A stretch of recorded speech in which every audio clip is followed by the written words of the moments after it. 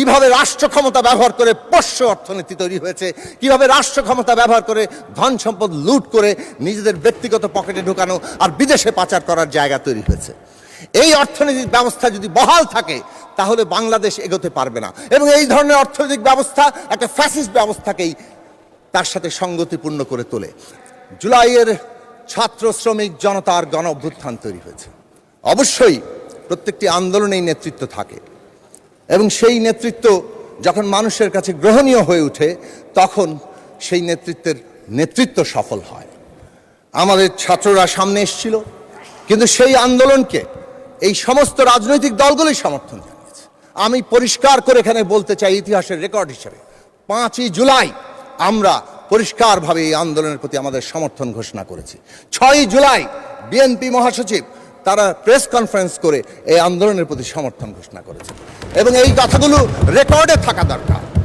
হ্যাঁ, একটা সময় এসে যখন ফ্যাসিবাদীরা বলল যে এটা বিরোধী দলের আন্দোলন, বিরোধী দল হাইজ্যাক করছে, তখন কৌশলগত কারণে রাজনৈতিক দলগুলো, আমি ব্যক্তিগতভাবে তার সাক্ষ্য দিতে পারি, বিএনপি মহাসচিবের সাথে এ বিষয় নিয়ে আলোচনা হয়েছিল যে আমাদেরকে এমনভাবে অবস্থান নিতে হবে যাতে করে ফ্যাসিবাদীরা পুরনো কৌশলে আন্দোলন ধ্বংস করতে না পারে।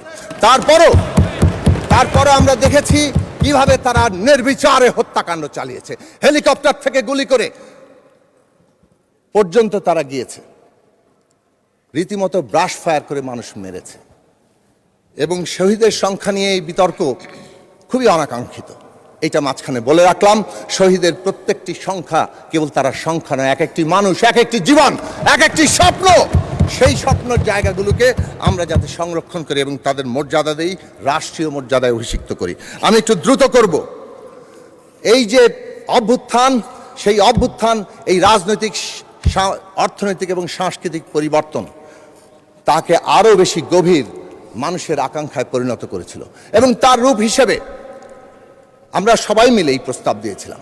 এ কথা আবারও বলতে, রেকর্ডের জন্য প্রস্তাব দিয়েছিলাম যে অন্তর্বর্তী সরকারের কাজ হবে এটাকে ফ্যাসিলিটেট করা, এই যে সকলের আকাঙ্ক্ষাকে ধারণ করা। ঐকমত্য কমিশন গঠিত হয়েছে, তার ইতিহাসটা এখানে রেকর্ড থাকা দরকার ছিল, যদিও মাননীয় স্বরাষ্ট্রমন্ত্রী এর আগে, যেহেতু তিনি প্রতিটি বৈঠকে উপস্থিত ছিলেন, অনেক কথা বলেছেন। আমি দুটো বিষয় তুলব। 1 নম্বর বিষয় হচ্ছে ঐকমত্য কমিশনের কাজ ছিল ঐকমত্য তৈরি করা, এবং যখন প্রথম দিকে আলোচনা শুরু হলো এবং প্রথম গুরুত্বপূর্ণ প্রশ্ন 70 অনুচ্ছেদ সংবিধানে বদল হবে কিনা, তখন যখন আলোচনা ঠিক হলো, সেই দিনই ঠিক হয়েছিল দ্বিমত থাকলে কি সমাধান হবে, এবং সেই দিন বলা হয়েছিল যে নোট অফ ডিসেন্ট দেওয়া যাবে, কারণ রাজনৈতিক দলগুলো বলছিল 2টি এক্সেপশন রেখে আস্থা ভোট এবং বাজেট, অর্থ বিল, এই দুটো এক্সেপশন রেখে 70 অনুচ্ছেদ করা। বিএনপি সহ আরও কয়েকটি দল বলেছিল আরও দুটো জিনিস যুক্ত করা দরকার, জাতীয় নিরাপত্তা এবং যুদ্ধ পরিস্থিতি, সংবিধান সংশোধন। তখন প্রশ্ন এসেছিল যে এখানে সমাধানের পদ্ধতি হবে নোট অফ ডিসেন্ট দেওয়া যাবে, এবং দলগুলো তাদের নির্বাচনী ইস্তেহারে তাদের প্রসঙ্গ উত্থাপন করবেন, যে দল বিজয়ী হবেন তাদের চিন্তা তারা বাস্তবায়ন করতে পারবেন, এবং সেটাই জুলাই জাতীয় সনদে লেখা হয়েছে। This is number 1, it should be recorded. Number 2, July জাতীয় সনদ নোট অফ ডিসেন্ট সহই আমরা স্বাক্ষর করেছি। প্রশ্ন ছিল সবাই যাবেন এবং যে দল বিজয়ী হবে তারা তাদের মতো করে করবেন। তারপরে আসলো বাস্তবায়নের প্রশ্ন।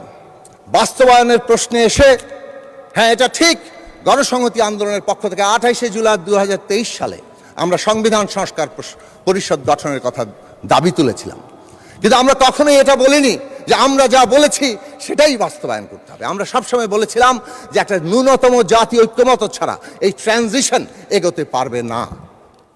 এই প্রশ্নটি খুব গুরুত্বপূর্ণ যে আজকে ন্যূনতম জাতীয় ঐক্যমত্য তৈরি হয়েছিল কিনা।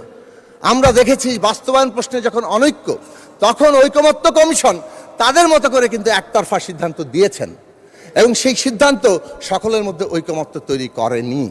ফলে গণভোটে কে কিভাবে হ্যাঁ ভোট দেওয়ার জন্য আহ্বান জানিয়েছেন তার অবস্থান কিন্তু প্রত্যেক দল নিজের মতো করে ব্যাখ্যা করেছে। কেউ জুলাই জাতীয় সনদের পক্ষে হ্যাঁ ভোট দেওয়ার প্রস্তাব দিয়েছেন, কেউ হয়তো আদেশ বাস্তবায়নের জন্য বলেছেন।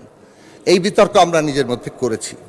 আমরা প্রশ্ন করতে চাই, জুলাই জাতীয় সনদ আমাদের প্রত্যেকের দাবি আছে, প্রত্যেকের আকাঙ্ক্ষা অনেক উচ্চ, কিন্তু জুলাই জাতীয় সনদেও যতটুকু আছে তার অক্ষরে অক্ষরে বাস্তবায়নের জন্য যখন সংখ্যাগরিষ্ঠ দল ঘোষণা দেয়, তখন সেটাও বাংলাদেশের রাজনৈতিক অগ্রগতির জন্য অত্যন্ত গুরুত্বপূর্ণ একটা জায়গা।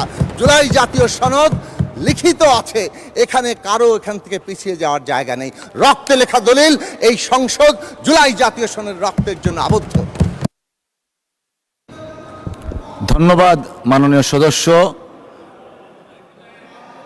আচ্ছা, ঠিক আছে মাননীয় চিফ হুইপ বলছেন আরো 3 মিনিট বাড়িয়ে দেওয়া হলো আপনাকে। 3 মিনিটের মধ্যে শেষ করতে হবে প্লিজ। Thank you. আমি 2 মাস ধরে তো কোনো কথা বলতে পারছি না। যে কথাটা বলতে চাই, রাজনৈতিক কাঠামোগত পরিবর্তন একটা অব্যাহত প্রক্রিয়া। সময়ের প্রয়োজনে, অর্থনৈতিক, সামাজিক, সাংস্কৃতিক ব্যবস্থার প্রয়োজনেই রাজনৈতিক কাঠামোগত পরিবর্তনের প্রশ্ন আসে।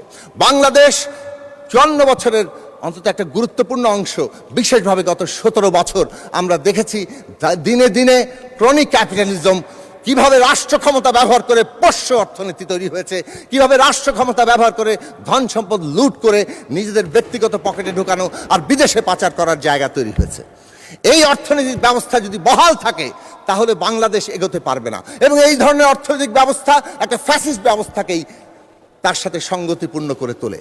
আমরা পরিষ্কারভাবে সে কারণে মনে করি অর্থনৈতিক এবং সামাজিক সাংস্কৃতিক প্রশ্ন এই যে রাষ্ট্র কাঠামো পরিবর্তনের সাথে অঙ্গাঙ্গিভাবে যুক্ত। এবং 31 দফা এবং তার পরবর্তীতে জুলাইয়ের এই যে প্রশ্ন, এবং আমরা যদি দেখি আমাদের যুগপৎ জোট এবং বিএনপির যে নির্বাচনী ইস্তেহার, বাংলাদেশে একটা অর্থনৈতিক, সামাজিক, সাংস্কৃতিক পরিবর্তনের জন্য দৃঢ় প্রতিজ্ঞা ঘোষণা করেছে। বাংলাদেশের প্রথম কথা হচ্ছে সামাজিক সুরক্ষা খাতকে এমনভাবে আনা হয়েছে যাতে আমাদের দেশের মানুষ আগে স্বস্তিতে থাকে। দ্বিতীয় কথা, মানুষের আয় যাতে বাড়ে, শিক্ষা, স্বাস্থ্য, কর্মসংস্থানকে প্রাধান্য দেওয়া হয়েছে। আর একদিকে বিনিয়োগ নির্ভর কর্মসংস্থানমুখী একটা অর্থনৈতিক ব্যবস্থা গড়ে তোলার উদ্যোগ নেওয়া হয়েছে। এই দেশে আমরা দেখেছি এডিপি নেওয়া হয় কিন্তু এডিপি বাস্তবায়ন হয় না, অথবা প্রকল্প এমনভাবে নেওয়া হয় নানা রকম ইন্টারেস্ট গ্রুপ প্রকল্পের মধ্যে তাদের স্বার্থ চরিতার্থ করে। পুরো কাঠামোগত বদল আনা হচ্ছে, যে কাঠামোগত বদলে এই দেশে পাবলিক ইনভেস্টমেন্ট বাংলাদেশের যেমন জনগণের উপকার আসবে, তেমনি একই সাথে তা বেসরকারি বিনিয়োগকেও চাঙ্গা করবে, উৎসাহিত করবে। এই অর্থনৈতিক নীতি দর্শনে বাংলাদেশকে $1 ট্রিলিয়ন অর্থনীতি নেবে, কিন্তু কেবল সেটা অর্থনীতির আকারেই বড় নয়, একটা অন্তর্ভুক্তিমূলক অর্থনৈতিক ব্যবস্থা গড়ে তোলা, যেখানে দেশের শ্রমিক, কৃষক, মেহনতি মানুষ, যারা গরিব মানুষ, তারা অন্তর্ভুক্ত হবেন, এবং কেবল অন্তর্ভুক্ত নয়, নাগরিক মর্যাদায় বাঁচার মতো মর্যাদা নিয়ে থাকবেন। এই সরকারের একটি গুরুত্বপূর্ণ অর্থনৈতিক দৃষ্টান্ত আপনাদের সামনে হাজির করে বলবো যে কিভাবে ডিরেকশন চেঞ্জ হচ্ছে। বিদ্যমান জ্বালানি সংকট চলছে আন্তর্জাতিক কারণে। আমরা এই সরকারকে দেখেছি মাননীয় প্রধানমন্ত্রীর নির্দেশনায় যে একটা ক্রাইসিস কিভাবে অপরচুনিটিতে পরিণত হতে পারে। অপরচুনিটিতে পরিণত করার জন্য, সংকটকে সুযোগে পরিণত করার জন্য ইতিমধ্যেই 2টো গুরুত্বপূর্ণ পদক্ষেপ নেওয়া হয়েছে। এক, ব্যাপেক্সকে শক্তিশালী করে রিগ কিনে আমাদের দেশে যে পরিমাণ গ্যাস আছে, যা ইতিমধ্যেই নানাভাবে পুরনো। ধন্যবাদ মাননীয় সদস্য। একদম সর্বোচ্চ টাইম আপনাকে অ্যালোকেট করা হয়েছে amongst all the members. 1 minute পাবেন। 1 মিনিট প্লিজ। 2 মিনিট। আর একটা গুরুত্বপূর্ণ বিষয় হচ্ছে রিনিউয়েবল এনার্জিতে ট্রান্সফরমেশন। বাংলাদেশের এই ক্রাইসিসকে সম্পূর্ণভাবে আমাদের নিজের পায়ে দাঁড়ানোর জন্য রিনিউয়েবল এনার্জি, এই যে নবায়নযোগ্য জ্বালানিতে ট্রান্সফার করা, এইটা একটা যুগান্তকারী ঐতিহাসিক সিদ্ধান্ত। সুতরাং অর্থনৈতিক ব্যবস্থাকে জনগণের উপযোগী করে তোলার যে গুরুত্বপূর্ণ পদক্ষেপ নেওয়া হয়েছে, সেই গুরুত্বপূর্ণ পদক্ষেপ আমরা আজকে আমাদের দিশাটাকে কিংবা ডিরেকশনটাকে ঠিক করে দেয়। আর একটা গুরুত্বপূর্ণ প্রশ্ন বলেই শেষ করব, মাদক, নারী নির্যাতন আমরা কিভাবে এখান থেকে নাই করে দেব, সেই জায়গাটা বাংলা এই সরকারের গুরুত্বপূর্ণ জায়গা। সবচেয়ে বড় ব্যাপার হচ্ছে ফ্যাসিস্টরা কিভাবে বেঁচে থাকে, ঘৃণা উৎপাদন করে, বিভাজন করে। আজকে অনেকেই ফ্যাসিস্ট ব্যবস্থার বিরুদ্ধে কথা বলেন, কিন্তু ঘৃণা আর বিভাজনের রাজনীতির পুনরুৎপাদন করেন। আমরা দেখেছি এইখানে যত গণতান্ত্রিক কথা বলা হয়, সোশ্যাল মিডিয়াতে তার। ধন্যবাদ মাননীয় সদস্য। আলোচনায় অংশগ্রহণ করবেন বাগেরহাট 1 আসন থেকে নির্বাচিত মাননীয় সদস্য